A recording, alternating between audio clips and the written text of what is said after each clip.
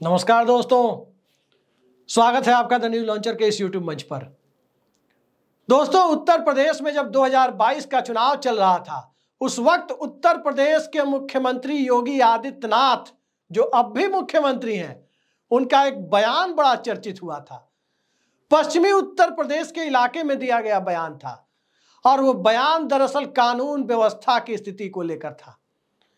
और मुख्यमंत्री जी ये कह रहे थे कि कानून व्यवस्था को धत्ता बताने वाले लोगों को इस कदर उनके मन में डर बैठ गया है और इस कदर ऐसी परिस्थितियां उत्पन्न कर दी जाएंगी कि मई जून में भी शिमला बनाने की नौबत आई तो बना दी जाएगी। मई जून में शिमला बनाने की नौबत, वो भी कानून व्यवस्था के मामले में। क्या उसके बाद के 2.5 सालों में उत्तर प्रदेश में शिमला बनने जैसे कोई दर्शन कानून व्यवस्था के मामले में दिखाई दिए हैं? शिमला में तो कम से कम कानून व्यवस्था ऐसी है जहां मोटे तौर पर आप देख सकते हैं कि टूरिस्ट पहुंच जाते हैं और शांतिपूर्वक जा करके घूम फिर के आ भी जाते हैं। लेकिन उत्तर प्रदेश में हिंदुत्व का नाम लेकर, चुनावी हिंदुत्व की बिसात पर चढ़कर जो सरकार बनी है, वह उस चुनावी हिंदुत्व की सबसे बड़ी प्रयोग स्थली अयोध्या में भी कानून व्यवस्था को तार तार करती हुई जो फोटो आ रही है, जो वीडियो क्लिप आ रही है, वो दिखाई दे रही है। आश्चर्य ये हो रहा है कि कोई तथाकथित साधु भी इस तरह की घटना में, कथित छेड़छाड़ में लिप्त हो गए। कहीं साधु हो गए हैं तो कहीं सेवादार हो गए हैं। बुलंदशहर के एक मामले में सेवादार को लिप्त पाया गया तो अयोध्या में साधु को पाया गया। और शुरुआत हम अयोध्या से ही करते हैं। अयोध्या का गुप्तार घाट, गुप्तार घाट के इलाके पर बाइक सवार साधु पहुंचते हैं और वहां मनकापुर गोंडा यानी पड़ोस के जिले के मनकापुर से एक राहुल नाम का लड़का, जिस लड़की के साथ उसकी शादी तय हो चुकी है, वो लड़की, राहुल की मां, उस लड़की का भाई, वो वहां से निकल रहे हैं। वो थोड़ी देर के लिए रुकते हैं और रुकते हैं। उसके बाद राहुल के साथ साधुओं की बातचीत होती है, झड़प होती है। बातचीत की शुरुआत कैसे होती है, क्या होती है, उसके मामले में पुलिस की और वीडियो क्लिप को देखें तो दोनों में बिल्कुल अलग अलग सी चीजें दिखाई देती है। अब पुलिस कैसे अपनी थ्योरी बनाती है, निश्चित तौर पर हम पुलिस की इन्वेस्टिगेशन पर सवाल नहीं खड़ा कर सकते।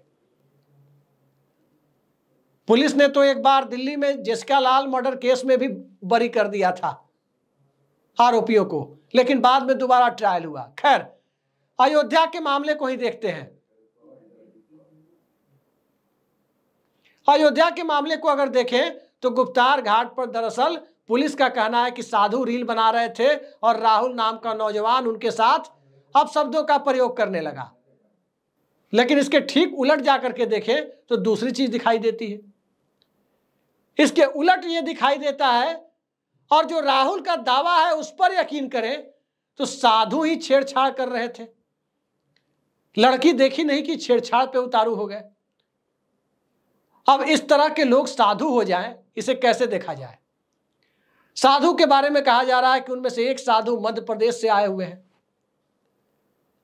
और अयोध्या में जो संतों की नगरी है, जहां महंत परमहंस रामचंद्र दास जैसे संत थे जो बिल्कुल मर्यादित तरीके से अयोध्या की लड़ाई लड़ रहे थे, उस अयोध्या में इस तरह के साधु राम का नाम, राम की नगरी का नाम बदनाम करने के लिए इसी तरह के साधु वहां पहुंच जाते हैं। बाइक सवार, बाइक पर चढ़ करके उसके बाद वहां पर रील बनाने वाले साधु। दरअसल भारत में साधुओं की स्थिति को लेकर कुछ कहना भी मुनासिब नहीं होता, धर्मपरायण देश में। लेकिन इस देश में साधुओं के वेश में, अच्छे साधुओं की मौजूदगी के बीच कुछ इस तरह के साधु आ गए हैं जिन्हें देखकर साफ साफ लगता है कि सुशासन के वेश में दुशासन की भूमिका निभाते हुए दिख रहे हैं। सुशासन का योगी आदित्यनाथ का दावा इसी तरह के दुशासनों के द्वारा चूर चूर किया जा रहा है। सवाल यह है कि मई जून में शिमला तो नहीं बना, मई जून में, और मई जून छोड़िए, अक्टूबर के महीने में, जी हां, अक्टूबर के महीने की बात मैं कर रहा हूं, जिसमें आपसे मुखातिब हूं, उसी अक्टूबर के महीने में इस तरह की चीजें अयोध्या के गुप्तार घाट पर हो रही है। और उत्तर प्रदेश के जिस इलाके में देखें ऐसी खबरें आती रहती हैं। अभी कल परसों की घटना है कि एक मामले में पुलिस किसी को पकड़ के ले जा रही थी, उसके बाद कहीं घेर करके पुलिस वालों का ही उसी के ऊपर लाठी डंडो या जिस तरह से वो बल प्रयोग करके उसका चेहरा और भी फूट फाट गया है और उससे लोग आरोपी को छुड़ा करके ले गए। अजब सा लॉ एंड ऑर्डर है। और इस तरह की कानून व्यवस्था का याद रखिए, अयोध्या या गोरखपुर ही नहीं, गुफ्तार घाट और साधु ही नहीं, दरअसल पश्चिमी उत्तर प्रदेश के बुलंदशहर का मामला तो और भी संगीन है। वहां राधा स्वामी सत्संग व्यास के एक 65 वर्षीय सेवादार के ऊपर आरोप लगा है 6ठी और 8वीं क्लास की बच्चियों के साथ यौन उत्पीड़न का आरोप। ये कौन सा भारत है? ये कौन सी परिस्थिति दरअसल आ गई है, जिस परिस्थिति में एक तरफ प्रधानमंत्री बेटी पढ़ाओ बेटी बचाओ का नारा देते हैं, हिंदुत्व की बात करते हैं, और हिंदुत्व की बात जब करते हैं तो कहीं ना कहीं उसमें कभी कोई मंगलसूत्र लेकर चला जाएगा, कोई भैंस लेकर चला जाएगा और मुसलमानों को दे देगा, ये सब बात भी करते हैं। लेकिन यहां साफ साफ दिख रहा है कि अस्मत लूटने वाला भी हिंदू है, जिसकी लूटी जा रही है वो भी हिंदू है।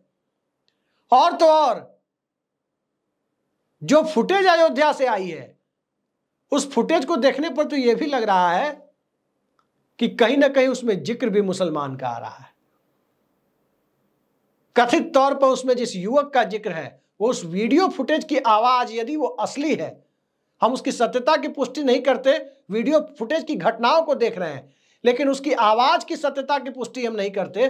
उसमें जो आवाज आ रही है, उसमें वो नौजवान इस तरह से जो पीड़ित पक्ष है, जिसकी मंगेतर को छेड़ा जा रहा है, वो नौजवान ये कहते हुए पाया जा रहा है कि ऐसे साधुओं की वजह से ही मुसलमान चढ़ रहे हैं सर पर। यानी माहौल इस कदर बन गया है, गुस्सा साधुओं से, लेकिन जिक्र मुसलमान का हो रहा है। पश्चिमी उत्तर प्रदेश के मामले में ऐसा कुछ नहीं है। बुलंदशहर में जो घटना हुई है उसमें तो सेवादार 65 साल का है, राधा स्वामी सत्संग व्यास का 6ठी 8वीं क्लास में पढ़ने वाली लड़कियों के साथ 8 महीने से दुष्कर्म का आरोप लग रहा है। यही उत्तर प्रदेश का नया मॉडल है, जिसमें एक तरफ बुलडोजर है, दूसरी तरफ कथित इनकाउंटर है, तीसरी तरफ न्यायालय का हस्तक्षेप है, चौथी तरफ हिंदुत्व का नैरेटिव है, 5वीं तरफ मई जून में शिमला बना देने का दावा है, और 6ठी तरफ जाकर के देखें तो उत्तर प्रदेश के अंदर सामाजिक विमर्श का बदलता हुआ वो दायरा है, जिस विमर्श के दायरे में हर समस्या का एक ही इलाज लोग ढूंढते हैं। एक ही एंटीबायोटिक दवा लोगों को पता लग गई है कि कोई भी बीमारी हो उसको हिंदू मुसलमान के नैरेटिव में ले जाकर बिठाओ। इस बीमारी को कहां बिठाओगे? जो 65 साल का सेवादार 6ठी और 8वीं क्लास में पढ़ने वाली बच्चियों का उत्पीड़न करता है, उसमें से एक बच्ची गर्भवती होने का मामला भी बताया जा रहा है। इस मामले को कहां लेकर जाएगा कोई, जिसमें साधु के वेश में बाइक चलाने वाले लोग और पुलिस की थ्योरी के मुताबिक रील बनाने वाले लोग, वो लोग किसी लड़की को छेड़ देते हैं और उसके बाद हाथापाई की नौबत भी स्थानीय लोग बताते हैं कि हाथापाई की नौबत भी आ जाती है। कहां कहां लॉ एंड ऑर्डर के मामले को लेकर के उत्तर प्रदेश का उदाहरण योगी मॉडल, बुलडोजर पर चढ़ के चुनावी प्रचार, ये कहां कहां चलेगा? गुजरात के सूरत में गुजरात विधानसभा चुनाव में बुलडोजर पर चढ़ के प्रचार हो रहा था। अमेरिका में भी, भारत छोड़ दीजिए, अमेरिका में भी कुछ लोग इस तरह के लोग बुलडोजर लेकर निकल गए थे प्रदर्शन करने के लिए। इस तरह का माहौल जो बना हुआ है, इस माहौल में आपने देखा कि उत्तर प्रदेश में बीएचयू कैंपस में, जी हां, देश की एक जानी मानी और अति प्रतिष्ठित central university Banaras Hindu university में 2 लड़कियों के साथ क्या हुआ था। इसी उत्तर प्रदेश में इंस्पेक्टर सुबोध कुमार सिंह के साथ क्या हुआ, हाथरस में दलित लड़की के साथ क्या हुआ। इसी उत्तर प्रदेश में भाजपा विधायक और एक पूर्व केंद्रीय गृह राज्य मंत्री के ऊपर कौन कौन से आरोप लगे। और इसी उत्तर प्रदेश के अंतर्गत इनकाउंटर पॉलिसी, बुलडोजर मॉडल के तहत अपराध को कम करने का जो दावा किया गया, वो दावा टाएं टाएं फिस क्यों दिख रहा है?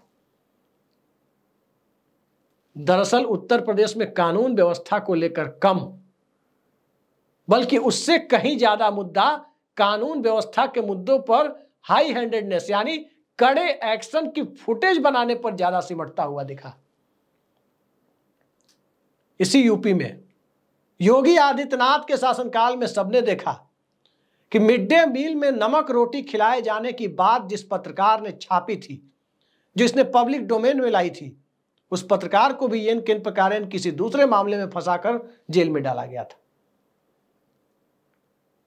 दरअसल कानून व्यवस्था का मुद्दा एक ऐसा मुद्दा है, जटिल मुद्दा है। जब भी हम पत्रकार या कोई सिविल सोसाइटी का दूसरा सेक्शन इस सवाल को उठाता है तो सत्ताधीशों के पास एक रटा रटाया जवाब होता है। जवाब यह होता है कि 100% क्राइम कंट्रोल तो किया नहीं जा सकता, हम क्राइम को कम कर सकते हैं, अपराध को कम कर सकते हैं। लेकिन सवाल 100% और 80% या 20% का नहीं है। सवाल उस मानसिकता का है जिसमें क्रिमिनल एक्शन के द्वारा क्राइम को कंट्रोल करने की जो कोशिशें की जाती है, उस मानसिकता से क्या कभी क्राइम कंट्रोल हो सकता है? इनकाउंटर पॉलिसी अपने आप में एक आपराधिक कृत्य की तरह है। जो अधिकार किसी को सजा देने का, किसी को कैपिटल पनिशमेंट देने का इस देश में न्यायालय को है, वो अधिकार पुलिस को कैसे मिल जाता है? जो अधिकार किसी का घर तोड़ने का और गिराने का उपयुक्त साक्ष्य की मौजूदगी में अगर किसी ने नक्शे से अलग जाकर घर बनाया उस मामले में है, उस मामले से इतर जाकर किसी एक व्यक्ति के अपराध की वजह से पूरे परिवार और संयुक्त परिवार को टॉर्चर क्यों किया जाता है, उसका घर क्यों गिराया जाता है? दरअसल अपराध और अपराधी इससे रुकते नहीं है। लेकिन एडवेंचर के नाम पर, अपराध रोकने के नाम पर जो एडवेंचर किया जाता है, उसके बाद समाज के एक दूसरे सेक्शन का मन बढ़ना शुरू होता है। कोई कभी साधु के वेश में आ जाएगा, कोई कभी सेवादार के वेश में आ जाएगा, कोई किसी और वेश में आ जाएगा और इस तरह के उत्पीड़न की घटनाओं को अंजाम देता रहेगा।